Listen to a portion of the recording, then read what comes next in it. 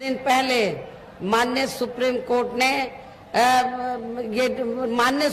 Court में ये मामला आया था बॉन्ड का, तो जिसमें ये बॉन्ड की जो रिपोर्ट खोली गई, जब रिपोर्ट सामने आई, प्रकाशित हुई, तो उसमें ये उस रिपोर्ट से ये मालूम होता है कि कांग्रेस पार्टी, बीजेपी, अन्य सभी पार्टियों ने इस देश के बड़े बड़े पूंजीपतियों और धन्ना सेठों से चुनाव में, खासकर चुनाव में बॉन्ड के जरिए करोड़ों अरबों रुपया लिया है। लेकिन उस रिपोर्ट में आपने कहीं पर भी बहुजन समाज पार्टी का नाम आप लोगों ने नहीं देखा होगा, लिखा नहीं होगा। रिपोर्ट के अंदर बहुजन समाज पार्टी ने एक भी रुपया किसी भी बड़े पूंजीपति या धन्ना सेठ आदि से नहीं लिया है। और आप लोगों को ये मालूम है कि हमारी पार्टी जब से बनी है तब से लेके अब तक हमारी पार्टी तो देश के किसी भी छोटे या बड़े पूंजीपति या धन्ना सेठ से पार्टी के संगठन को चलाने व चुनाव आदि लड़ाने के लिए कोई पैसा नहीं लेती है, बल्कि हमारी पार्टी अपने कार्यकर्ताओं से ही, तो उनके आर्थिक मदद से ही थोड़ा थोड़ा धन इकट्ठा करके तो पार्टी के संगठन को चलाती है, अपने केंद्र कार्यालय को चलाती है, दफ्तरों को चलाती है। और जब चुनाव होता है तो चुनाव में भी हमारी पार्टी अपने कार्यकर्ताओं की आर्थिक मदद के साथ साथ अपने उम्मीदवारों से भी यही अपील करती है कि जब आप अपने चुनाव में इतना पैसा लगा रहे हैं तो थोड़ा पैसा तो मेरे चुनावी दौरे पर भी आप लोगों को मदद के तौर पर देना चाहिए। तो इसलिए कहने का तात्पर्य ये है कि हमारी पार्टी अपने कार्यकर्ताओं से विभिन्न रूपों में मेंबरशिप के जरिए, जन्मदिन के मौके पर तो जन्मदिन के जरिए तो थोड़ा थोड़ा धन इकट्ठा करके अपनी मूवमेंट को चलाती है, चुनाव आदि भी लड़ाती है। लेकिन दूसरी पार्टियों की तरह बड़े बड़े पूंजीपतियों और धन्ना सेठों से बॉन्ड आदि के जरिए पैसा नहीं लेती है, जो अब ये मामला माननीय सुप्रीम कोर्ट में चल रहा है, जिसमें बहुजन समाज पार्टी का नाम आप लोगों को कहीं भी सुनने के लिए नहीं मिलेगा। इसके साथ ही अब ऐसा लगता है कि कांग्रेस पार्टी की तरह ही बीजेपी ने भी केंद्र की तमाम सरकारी जांच एजेंसियों का ज्यादातर राजनीतिकरण ही कर दिया है। इसके अलावा देश के किसान वर्ग भी वर्तमान बीजेपी की सरकार में शुरू से ही अपनी विभिन्न समस्याओं को लेकर काफी ज्यादा दुखी व परेशान रहे हैं और अभी भी हैं। जबकि यूपी में 4 बार हमारी पार्टी की रही सरकार ने इनके हितों का भी हर स्तर पर विशेष ध्यान रखा है। आप लोगों को ये मालूम है कि जब भी बीएसपी के नेतृत्व में यूपी की सरकार रही है तो हमारी पार्टी की सरकार ने तो किसानों को खेती करने के लिए समय से सस्ते साधन उपलब्ध कराए हैं और उनकी फसल का भी उचित दाम हमारी सरकार ने दिया। इतना ही नहीं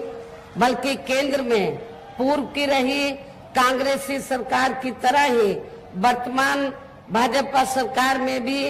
इनकी जातिवादी, हीन, सांप्रदायिक एवं पूंजीवादी सोच व नीतियों के चलते ही पूरे देश में सर्व समाज में से खासकर गरीबों, दलितों, आदिवासियों, पिछड़े वर्गों, मुस्लिम एवं अन्य धार्मिक अल्पसंख्यक समाज के लोगों का भी पूर्ण रूप से विकास व उत्थान आदि नहीं हो सका है। और इस संदर्भ में वैसे आप लोगों को ये मालूम है कि पूरे देश में यहाँ दलितों, आदिवासियों एवं अन्य पिछड़े वर्गों का सरकारी नौकरियों में वर्षों से अधूरा पड़ा आरक्षण का कोटा भी अभी तक पूरा नहीं भरा गया है। विशेषकर एससी व एसटी वर्गों के सरकारी कर्मचारियों का पदोन्नति में आरक्षण भी अब काफी हद तक प्रभावहीन ही बना दिया गया है। और आप लोगों को ये भी मालूम है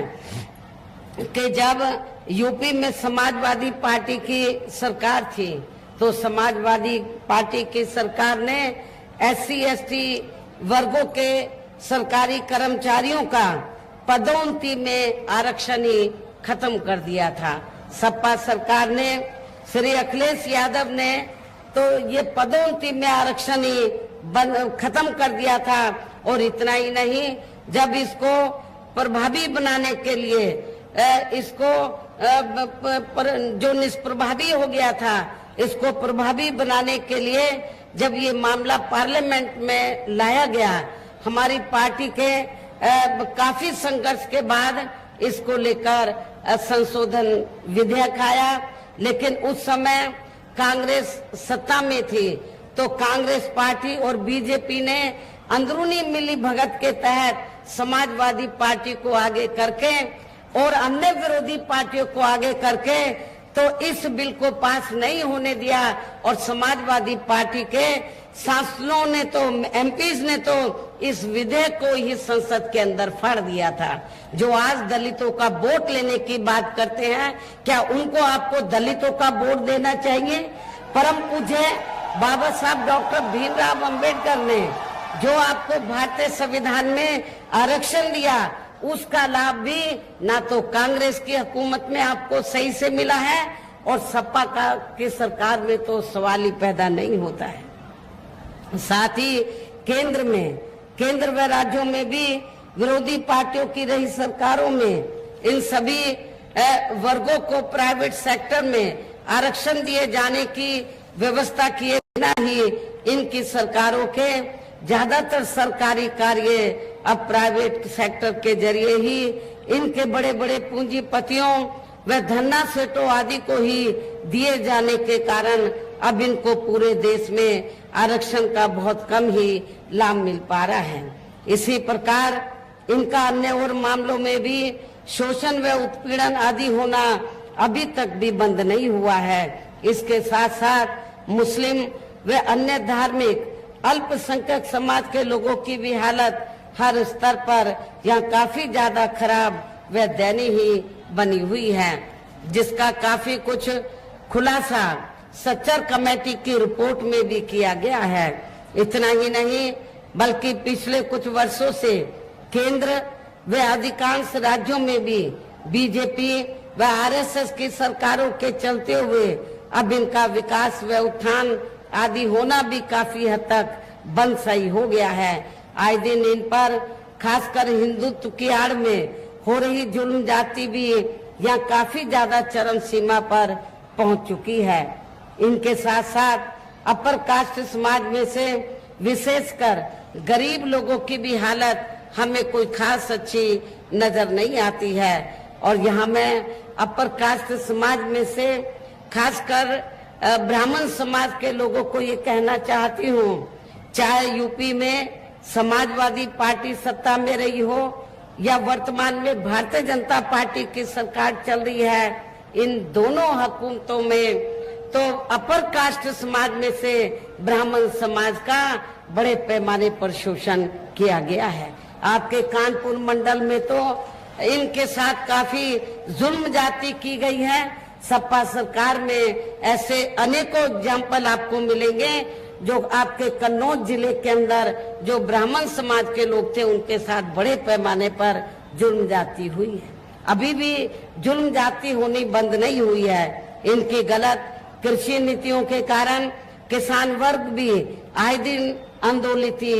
बना रहता है। साथ ही इनकी गलत आर्थिक नीतियों की वजह से देश की अर्थव्यवस्था पर दुखी व परेशान है। और अब केंद्र में पूर्व की रही सरकारों की तरह ही वर्तमान भाजपा सरकार में भी यहाँ पूरे देश में गरीबी, बेरोजगारी एवं महंगाई आदि भी लगातार काफी ज्यादा बढ़ रही है। देश में हर स्तर पर फैला भ्रष्टाचार भी अभी तक खत्म नहीं हुआ है। साथ ही अपने देश की सीमाएं भी अभी तक पूरे तौर से सुरक्षित नहीं है। ये भी यहाँ बड़े चिंता की बात है। ऐसे में अब आप लोगों को देश में हो रहे लोकसभा चुनाव में कांग्रेस, बीजेपी व इनकी सहयोगी पार्टियों को भी केंद्र की सत्ता में आने से जरूर रोकना है। जिनकी गलत नीतियों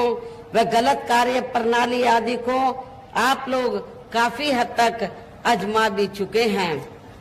ऐसी स्थिति में अब ये विरोधी पार्टियां इस चुनाव में भी किस्म किस्म के साम, दाम, दंड भेद आदि अनेकों हथकंडे इस्तेमाल करके केंद्र की सत्ता में आने की भी पूरी कोशिश में लगे हैं, जिनसे अपनी पार्टी के लोगों को हर स्तर पर काफी ज्यादा सावधान रहना है। और इस मामले में विरोधी पार्टियां अपने अपने पक्ष में हवा बनाने के लिए खासकर मीडिया, ओपिनियन पोल व सर्वे आदि का जो बड़े पैमाने पर इस्तेमाल कर रही है, तो उससे भी अपनी पार्टी के लोगों को बिल्कुल भी गुमराह नहीं होना है। इसके साथ ही विरोधी पार्टियों के विभिन्न रूपों में जारी किए गए इनके हवाई व प्रलोभन भरे चुनावी घोषणा पत्रों एवं वायदों आदि के बहकावे में भी अपनी पार्टी के लोगों को कतई भी नहीं आना है, जिन्हें ये पार्टियां चुनाव खत्म होने के बाद ज्यादातर अमल में नहीं लाती हैं और अब जिन पर से देश की जनता का अधिकांश विश्वास ही उठ गया है। यही खास वजह है कि हमारी पार्टी किसी भी चुनाव में अपनी पार्टी का कोई भी चुनावी घोषणा पत्र आदि जारी नहीं करती है। वैसे भी हमारी पार्टी किसी भी मामले में कहने में बहुत कम बल्कि कार्य करके दिखाने में ही ज्यादा विश्वास रखती है। और इस बात का सबसे बड़ा सबूत यह है कि उत्तर प्रदेश में 4 बार हमारी पार्टी के नेतृत्व में रही सरकार ने चुनाव में अपनी पार्टी के बिना कोई जारी किए गए चुनावी घोषणा पत्र के ही प्रदेश व आम जनहित में काफी ऐतिहासिक कार्य करके दिखाए हैं, जिनकी अब देश में अधिकांश पार्टियों की सरकारें काफी नकल भी कर रही हैं। जबकि इस मामले में हमारी पार्टी का ये कहना है कि यदि इन पार्टियों के स्थान पर केंद्र में हमें अपनी पार्टी की सरकार बनाने का मौका मिलता है, तो तब फिर हमारी पार्टी की बनी सरकार केंद्र में यहाँ अब तक की रही सभी विरोधी पार्टियों की सरकारों की तरह केवल हवाई व कागजी कार्य आदि नहीं करेगी, बल्कि उत्तर प्रदेश की तरह ही जमीनी हकीकत में ठोस कार्य करके दिखाएगी। और इस संदर्भ में खासकर मैं ये कहना चाहूंगी कि केंद्र द्वारा देश में पिछले कुछ समय से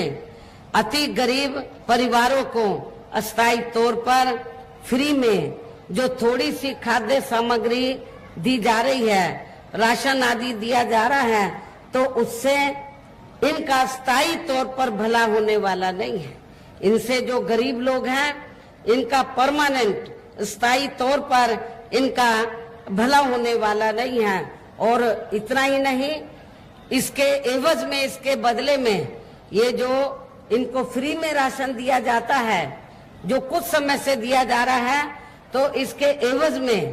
तो जब चुनाव होता है, चाहे यूपी में असेंबली का चुनाव हुआ हो और अब पार्लियामेंट का, तो पूरे देश के अंदर भारतीय जनता पार्टी व आरएसएस के लोग तो गांव-गांव में जाकर ये प्रचार करते हैं, जो गरीब लोग हैं उनके बीच में जाते हैं और उनको ये कहते हैं कि देखो भारतीय जनता पार्टी की सरकार ने और श्री नरेंद्र मोदी जी ने आपको फ्री में राशन दिया है, आपने बीजेपी और श्री नरेंद्र मोदी का नमक खाया है, इसको